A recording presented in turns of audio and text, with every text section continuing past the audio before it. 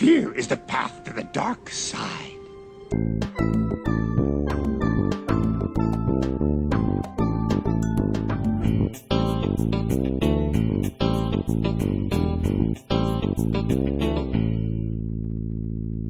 Everybody in the media who wants to go after the business community ought to start by going after the politicians who have been at the heart of the sickness which is weakening this country, and ought to start with Bernanke, who has still not been exposed for the hundreds of billions of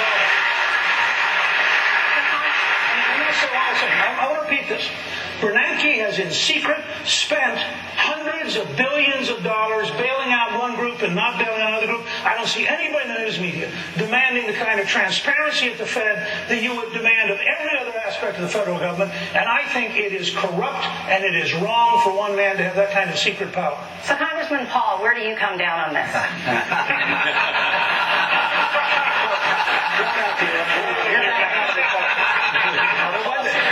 One thing I might say that we have made some inroads on the Federal Reserve. We passed a bill last year. We got a partial, audit of the Fed. We've learned a whole lot. They were dealing in $15 trillion. $5 trillion went overseas to bail out foreign banks. But you know what? Congress did a lot. I've worked on it for a good many years.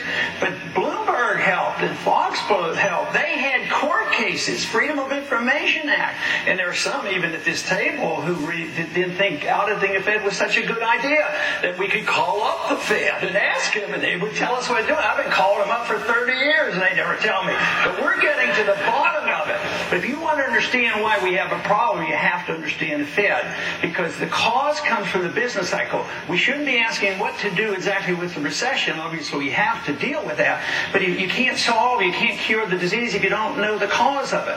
And the cause is the booms. When there are booms, and they're artificial, whether it's the CRA or whether it's the Fed easy credit, when you have bubbles, whether it's the NASDAQ or whether it's the housing bubbles, they burst. And when they do, you have to have corrections, and that's what we're dealing with. And we can do this by building coalitions and not sacrificing any principles. Would you get the federal government out of housing? Yes. Absolutely. I mean, there's no need to. Look at no credit, no Freddie Mac, no Fannie Mae, nothing. That's where the distortions come. That's where the moral hazard comes from. That's where the malinvestment, overbuild. It was predictable. You talked about what economists we should look to, and unfortunately, we've been living with Keynesian economics for many, many decades. And everybody who was right about predicting the bubbles were Austrian economists. They said they were coming. And yet they're also saying, and I agree with them, that everything that we're doing right now is wrong. So what we did with the housing bubble, yes, we had too many houses. It was glaring in our face. The bubble was doomed to burst, and it came because of Fannie Mae, Freddie Mac, easy credit, and also Community Reinvestment Act. So who got into trouble? The people who did the speculating, the Wall Street, the derivatives market, they got the bailout. They got privileges. So what happened to the middle class? They lost their jobs. They lost their houses. This whole system is all messed up. And what I hear here is just tinkering with the current system and not looking at something new and different. And it's a free market economy without a Federal Reserve System, with sound money. If you don't have that, you're going to continue with the bubble. And this propping up this debt and keeping the correction. You need the correction. You need to get rid of the malinvestment and the debt. The debt is the burden on the economy. All right, Congressman Paul. Since the Federal Reserve is the engine of inflation, creates the business cycle, produces our recessions and our depressions, the Federal Reserve obviously is a very important issue. And fortunately tonight we have a former director of the Federal Reserve at Kansas City. So I have a question for Mr. Cain.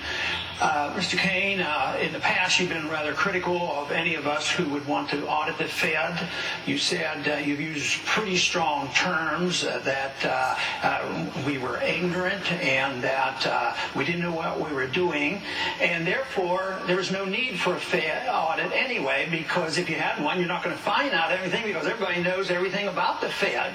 But now that we have found and we've gotten an audit, we have found out an awful lot on how special businesses get, bailed out. Wall Street, the banks, and special companies, foreign governments. And you said that you advise those of us who are concerned and you belittled, you say, call up the Federal Reserve and just ask them to get Question. a PR person. So do you still stick by this, that this is frivolous, or do you think it's very important? 64% of the American people want a full audit of the Fed on a regular basis. Mr. Cain. First of all, you have misquoted me. I did not call you or any of your people ignorant. I don't know where that came I'll from. read it for you. All right? Now, so you got to be careful of the stuff that you get off the internet, because that's just not something that I have said. Secondly, when I served on the board of the Federal Reserve in the 1990s, we didn't do any of the things that this Federal Reserve is doing. I don't agree with the actions of this Federal Reserve. I don't agree with the actions that have been undertaken by Ben Bernanke.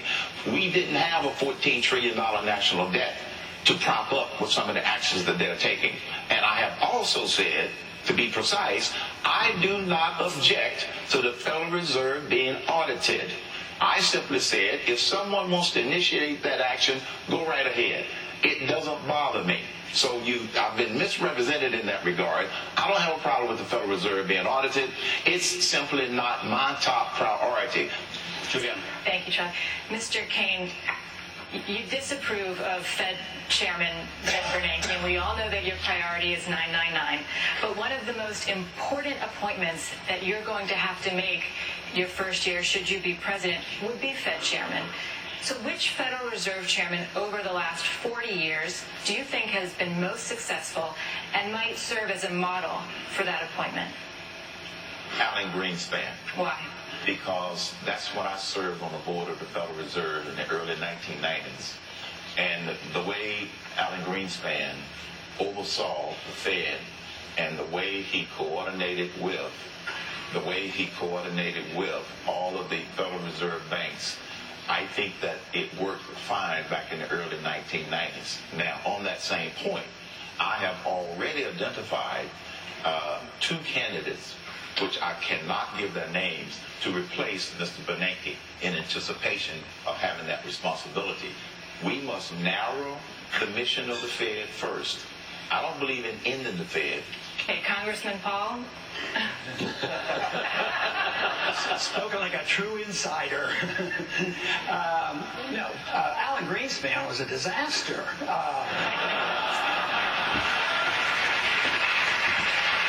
Everybody in Washington, liberals and conservatives, said he kept interest rates too low, too long. Of course, the solution was lower them even more, and they think that's going to solve our problem. But if I had to name one person that did a little bit of good, that was Paul Volcker. He at least knew how to end or help, end the inflation. But of course, with my position that I don't think highly of the Federal Reserve, and I think we should have sound money, and we shouldn't have somebody deciding what the interest rate should be and how much money supply we should have. I mean, nobody satisfies me. But certainly Alan Greenspan has ushered in the biggest bubble. And what did we do? We've continued the same thing, doing the same thing. We think the inflation under Alan Greenspan was bad, so we're trying to solve the problem by inflating even further. So Bernanke compounds the problem. He's inflating twice as fast as Greenspan was. But Greenspan caused so much trouble, and he used to believe in the gold standard. I think he's coming around to that. And before he retires, he'll write his biography and explain why he's coming back to the gold standard. My motivation, my goals has always been to promote liberty, believing that's what made America great. If we want prosperity, if we want peace, we understand what the cause of liberty is all about. And we have to understand that a free market system and sound money gives us the prosperity. And it also is the humanitarian program, because once you get into the welfare state and the socialist state, it all backfires. So if you care about people, you believe in liberty, that's what made America great. That's what I want to restore.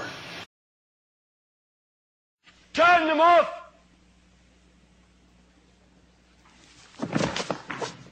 Fear leads to anger. Anger leads to hate. Hate leads to suffering.